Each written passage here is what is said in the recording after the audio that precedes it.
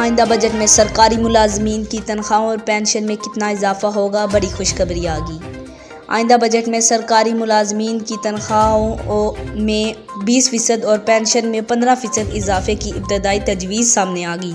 تفصیلات کے مطابق آئندہ مالی بجٹ میں سرکاری ملازمین کی تنخواہوں میں 20% اضافے کی تیاریاں کی جا رہی ہیں۔ ذرائع نے بتایا ہے کہ آئندہ بجٹ میں پینشن میں 15% اضافے کی ابتدائی تجویز دی گئی ہے۔ ذرائع کا کہنا ہے کہ وزیر خزانہ اسحاق ڈار نے معاملہ وفاقی کابینہ کے فیصلے تک مہر کر دیا ہے۔ تنخواہوں اور پینشن میں اضافے کے فنڈز 9 جون کو کابینہ اجلاس کے بعد مختص ہوں گے۔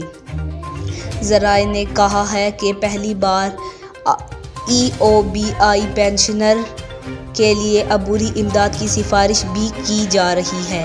ای او بی آئی پینشنر کے لیے عبوری امداد پر حتمی فیصلہ بھی کابینہ ہی کرے گی۔ ذرائع کے مطابق آئندہ بجٹ میں قرضوں سود کی ادائیگی 7600 ارب روپے کے لگ بھگ ہونے کے امکان۔ وفاق کے بجٹ میں 50% سے زیادہ رقم سود کی ادائیگی کے لیے مختص ہو سکتا